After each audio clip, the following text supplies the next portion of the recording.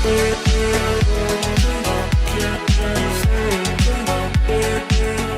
Students, welcome to फ्यूके education. मेरा नाम है आकाश रजक और आज हम अपनी सीरीज को कंटिन्यू करते हुए चैप्टर जो 9 है फाइनेंशियल मैनेजमेंट, उसके लॉन्ग आंसर्स डिस्कस करेंगे। तो जो हमारा पहला क्वेश्चन है वो है what is financial management and explain it's objectives and importance, है ना। तो यदि हम देखें फाइनेंशियल मैनेजमेंट का मतलब, तो फाइनेंशियल मैनेजमेंट किससे कंसर्न करता है कि हमारा जो फंड है उसको हम किस तरीके से प्रोक्योर करने का मतलब है रेस करते हैं और उस फंड को क्या करते हैं, एलोकेट करते हैं। एलोकेट मतलब अलग अलग जगह पे कैसे हम उस फंड का यूटिलाइजेशन करेंगे और कंट्रोल करें काय का, फाइनेंशियल रिसोर्सेस का, ताकि हम फंड को सही तरीके से यूज कर सके। यदि हम इसके ऑब्जेक्टिव्स की बात करें तो सबसे पहला ऑब्जेक्टिव फाइनेंशियल मैनेजमेंट का किसी भी कंपनी के लिए होगा कि जब भी हमें फंड की जरूरत हो उस फंड हमें रीजनेबल कॉस्ट और रीजनेबल टाइम पे अवेलेबल हो जाए। तो ensures availability of fund at reasonable cost.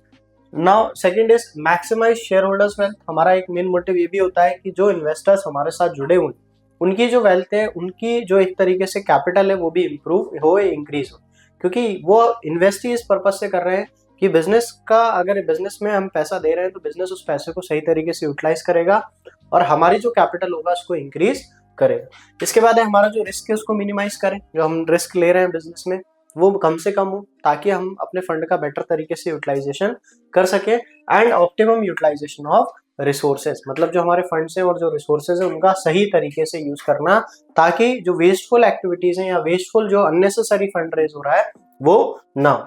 Important क्यों फाइनेंशियल मैनेजमेंट किसी भी कंपनी में, क्योंकि कोई भी कंपनी फाइनेंशियल प्लानिंग में मदद होगी, तभी मदद हो पाएगी फाइनेंशियल प्लानिंग में जब उसका मैनेजमेंट, फाइनेंशियल मैनेजमेंट क्या होगा, अच्छा होगा। क्योंकि मैनेजमेंट से मतलब ही आपका ये हो गया कि आप क्या कर रहे हो, प्लान कर रहे हो कि आपका जो फंड है वो कहाँ से आएगा, कैसे आप उसको यूटिलाइज करोगे, किस तरीके से आप उस फंड को सही तरीके से यूज कर सकते हो। इसके अलावा जो हमारा कॉस्ट है फंड को, उसको रिड्यूस करना, कि हम उस जगह से बोरो करें जिस जगह से हमें कम से कम कॉस्ट में पैसा मिल जाए।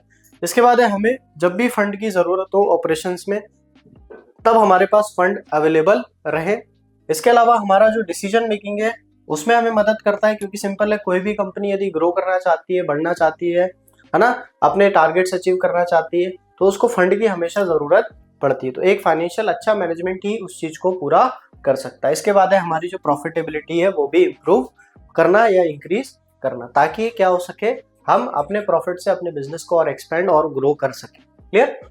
नेक्स्ट हमारा जो क्वेश्चन है, explain the concept of working capital management and the factors affecting. अब वर्किंग कैपिटल मैनेजमेंट मतलब क्या होता है, तो सबसे पहले वर्किंग कैपिटल क्या होता है, तो हमने डिस्कस किया है कि डे टू डे जो ऑपरेशंस में हमें पैसा लगता है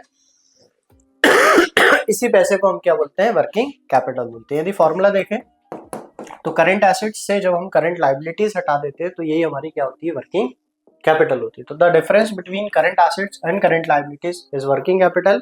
और ये क्या है, एसेंशियल है ताकि हम डे टू डे ऑपरेशंस जो है बिजनेस की उसको क्या कर सके, परफॉर्म कर सके।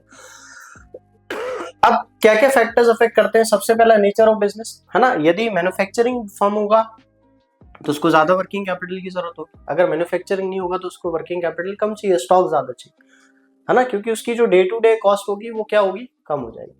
इसके बाद है स्केल ऑफ ऑपरेशन, अगर लार्ज है तो उसकी वर्किंग कैपिटल रिक्वायरमेंट भी लार्ज होगी, अगर स्मॉल स्केल ऑपरेशन बिजनेस है तो उसकी वर्किंग कैपिटल भी स्मॉल होगी। बिजनेस साइकिल कैसा है, अगर बड़ा हायर वर्किंग कैपिटल है ना, जनरली जब बूम पीरियड होता है, मतलब जब एक बहुत अच्छा मार्केट होता है, बहुत अच्छी डिमांड होती है, पब्लिक प्रोडक्ट खरीद रही होती है, तो कहीं ना कहीं आपकी भी जो सप्लाई होगी वो क्या होगी, इंक्रीज होगी। प्रोडक्शन साइकिल कैसी है, अगर लॉन्गर प्रोडक्शन साइकिल है तो फंड की भी ज्यादा जरूरत पड़ेगी, वर्किंग कैपिटल की भी जरूरत पड़ेगी। अगर प्रोडक्शन साइकिल कम है ना, जैसे कोई एक प्रोडक्ट है उसको बनाने में 10 दिन लगता है, तो 10 दिन की जो भी उसकी लेबर कॉस्ट होगी, पावर कॉस्ट होगी, इसके अलावा मशीनरी जो भी कॉस्ट होंगी, ये सारी कॉस्ट हाई होगी उसकी, है ना। क्रेडिट पॉलिसी कैसी कंपनी की, अगर लिबरल क्रेडिट पॉलिसी है तो वर्किंग कैपिटल की जरूरत होगी, है ना, मतलब कि उधारी देता है सबको, कि उधार पे सामान बेच रहे हो आप, बाद में आप पे कर देना, तो उसको जब तक उसके पास पैसा नहीं आ रहा तब तक चलाने के लिए बिजनेस को वर्किंग कैपिटल की जरूरत पड़ेगी। और अवेलेबिलिटी ऑफ रॉ मटेरियल, तो कहीं ना कहीं हमें मटेरियल, रॉ मटेरियल के लिए जरूरत जब पड़ती है तो हमारा, है ना, वर्किंग कैपिटल भी रिक्वायर्ड रहता है। तो कहीं ना कहीं बिजनेस को भी वर्किंग कैपिटल की जरूरत होती है ताकि बिजनेस के जो ऑपरेशंस हैं डे टू डे उसको स्मूथली क्या कर सके, रन कर सके, वर्क कर सके। नेक्स्ट हमारा क्वेश्चन है व्हाट इज फाइनेंशियल प्लानिंग। अब फाइनेंशियल प्लानिंग क्या होता है और उसके इंपॉर्टेंस और फीचर्स क्या है।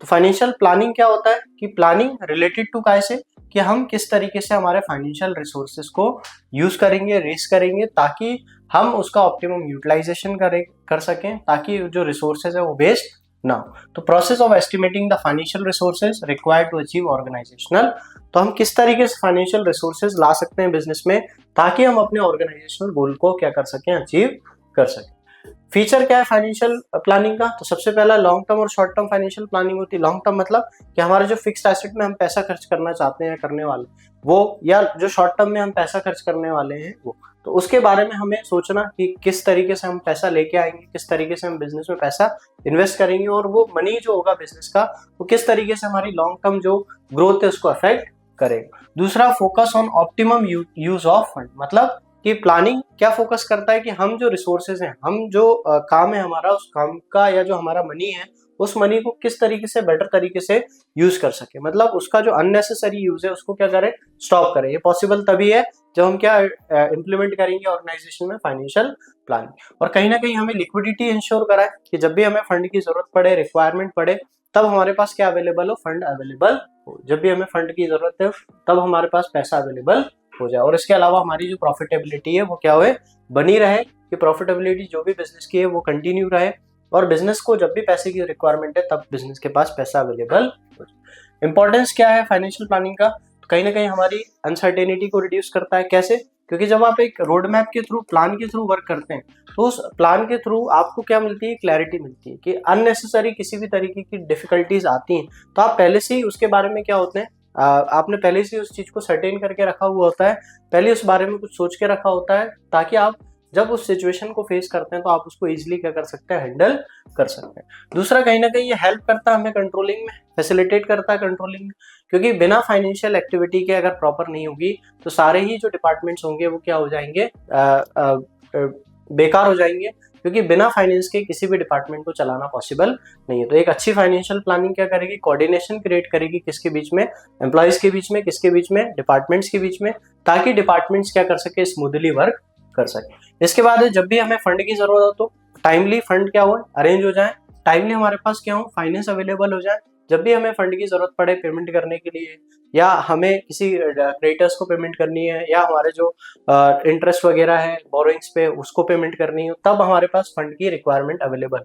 ये तभी पॉसिबल होगा जब हम फाइनेंशियल प्लानिंग ऑर्गेनाइजेशन में लेके आएंगे। और लास्ट है कहीं ना कहीं हमारे जो ऑपरेशनल एफिशिएंसी है उसको इम्प्रूव करता है। कैसे इंप्रूव करेगा, जब हम फंड को प्रॉपर तरीके से यूटिलाइज करेंगे हर डिपार्टमेंट, तो कहीं ना कहीं हर डिपार्टमेंट क्या करेगा, ग्रो करेगा, कहीं ना कहीं हर डिपार्टमेंट क्या करेगा, डिसीजन लेगा, कहीं ना कहीं हर डिपार्टमेंट क्या करेगा, अपने जो रिसोर्सेज है उसका ऑप्टिमम यूटिलाइजेशन करेगा। जैसे यदि हम गवर्नमेंट की बात करें तो गवर्नमेंट हर डिपार्टमेंट में क्या करती है, फाइनेंस डिस्ट्रीब्यूट करती है, एलोकेट करती है फंड्स, ताकि वो जो डिपार्टमेंट्स हैं वो स्मूथली वर्क कर सकें और जो गवर्नमेंट मशीनरी है वो प्रॉपरली काम कर सके। तो ये हमारे फाइनेंशियल प्लानिंग।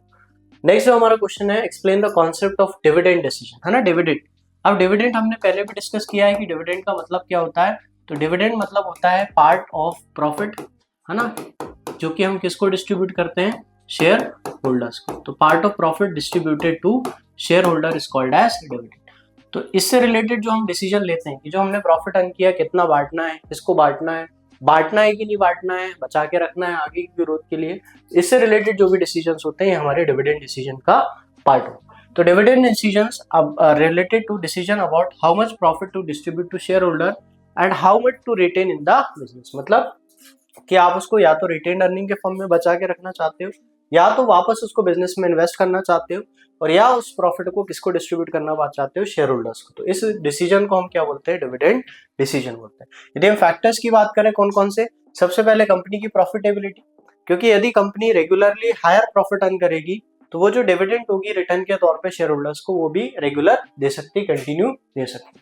सेकंड, अगर कंपनी की स्टेबिलिटी है अर्निंग में, मतलब अगर कंपनी स्टेबल अर्निंग कर रही है, कंसिस्टेंट अर्निंग कर रही है, तो वो क्या करेगी, रेगुलर डिविडेंड प्रोवाइड कर सकती है शेयर होल्डर्स को। अगर वो नहीं करेगी तो वो डिविडेंड डिस्ट्रीब्यूट नहीं करेगी। कैश फ्लो कैसी पोजीशन है, अगर कैश फ्लो कंपनी का अच्छा है, मतलब उसके पास कैश इनफ्लो आता रह रहा है रेगुलर पे, तो वो डिविडेंड दे पाएगी। अगर उसका कैश फ्लो नहीं होगा रेगुलर तो वो नहीं दे पाएगी। नेक्स्ट है आपका ग्रोथ अपॉर्चुनिटी। यदि कंपनी आगे जाके क्या करना चाह रही है, कुछ एक्सपेंड करना चाह रही है, बिजनेस को ग्रो करना चाह रही है, तो वो ज्यादा प्रॉफिट क्या करेगी, in the form of retained earning या अनडिस्ट्रीब्यूटेड प्रॉफिट बचा के रखेगी ताकि वो आगे ग्रो कर सके। तो वो क्या करेगी, वो इन्वेस्ट नहीं करेगी या वो डिस्ट्रीब्यूट नहीं करेगी। इसके बाद आता है शेयर होल्डर प्रेफरेंस, है ना, कि यदि वो कैसा प्रेफरेंस चाहती है, मतलब वो अगर शेयर होल्डर से पैसा ले रही है तो शेयर होल्डर को किस तरीके से ट्रीट कर रही है। कि कंपनी ये चाहती है कि शेयर होल्डर्स को रेगुलर रिटर्न दे, मतलब कंपनी की क्या पॉलिसी है कि वो किस तरीके से, या other seek long term capital, तो कैसा कंपनी चाहती है, कंपनी की क्या पॉलिसी है डिविडेंड से रिलेटेड, कि कंपनी किस तरीके की पॉलिसी फॉलो करती है, कि वो रेगुलर रिटर्न देना चाहती है, वो अपने शेयर होल्डर्स को खुश रखना चाहती है, तो उस हिसाब से कंपनी डिसाइड करेगी कि उसको वो डिविडेंड डिस्ट्रीब्यूट करना है कि नहीं करना। और लास्ट है लीगल कॉन्स्टेंट।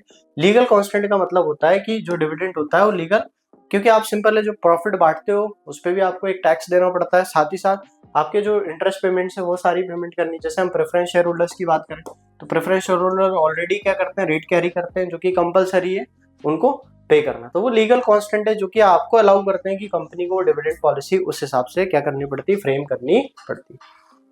लास्ट जो हमारा क्वेश्चन है, what are the different source of finance available to a business, है ना। तो सबसे पहले हम बात करें अगर सोर्सेज ऑफ फाइनेंस की, तो हमारे पास दो सोर्सेज आ जाते हैं। पहला आता है ओनर और फिर आता है बोरो। ओनर फंड मतलब जो बिजनेसमैन खुद पैसा बिजनेस में लगा रहा है, ओनर फंड हो जाएगा। जैसे इक्विटी कैपिटल, है ना, कि जो शेयर होल्डर से पैसा ले रहा है ताकि बिजनेस को रन कर सके लॉन्ग टर्म के लिए, उसको equity shares. Preference share holders hybrid होते हैं। हाइब्रिड क्यों, क्योंकि वो शेयर होल्डर तो होते हैं मगर उनके पास एक फिक्स्ड डिविडेंड का राइट होता है। जैसे आपने देखा प्रेफरेंस शेयर होल्डर के आगे 10%, 8% प्रेफरेंस शेयर, इसका मतलब है इसको 10% या 8% हर साल कंपनी रेगुलर रिटर्न देगी या डिविडेंड देगी। मगर डिफरेंस ये इक्विटी और प्रेफरेंस में इनके पास वोटिंग राइट होता है और इनके पास वोटिंग राइट नहीं होता।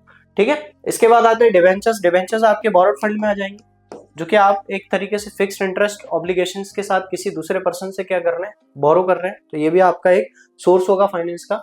इसके अलावा रिटेन्ड अर्निंग। रिटेन्ड अर्निंग मतलब अनडिस्ट्रीब्यूटेड प्रॉफिट। अनडिस्ट्रीब्यूटेड प्रॉफिट मतलब प्रॉफिट का वो पार्ट जो कि आपने बचा के रखा है ताकि आप बिजनेस में उसको दोबारा लगा सको। और लास्ट है, आप यदि कोई लोन लेते हैं लॉन्ग टर्म या शॉर्ट टर्म किसी भी बैंक से या किसी फाइनेंशियल इंस्टीट्यूशन से ताकि आप बिजनेस को चला सके, बिजनेस को ग्रो कर सके, तो वो भी हमारा एक बिजनेस फाइनेंस का सोर्स होता है। तो दो सोर्स मेजर है हमारे, ओनर और बोरोड। ओनर में आपका इक्विटी, प्रेफरेंस और रिटेन्ड अर्निंग आ जाएगा, बोरोड में आपके डिबेंचर्स और लोन आ जाएंगे। तो ये हमारे total 5 important long answers questions थे जो कि आपके एग्जाम पॉइंट ऑफ व्यू से काफी इंपॉर्टेंट है। तो आप बार बार इन वीडियोस को देखें ताकि आप इजिली इन सारी चीज़ों को अपने माइंड में बिठा सकें। और यदि आपको वीडियो अच्छी लगी हो तो आप वीडियो को लाइक करें, चैनल पे नए हैं तो सब्सक्राइब करें ताकि ऐसे ही और इन्फॉर्मेटिव कंटेंट हम आपके लिए लाते रहें। Thank you.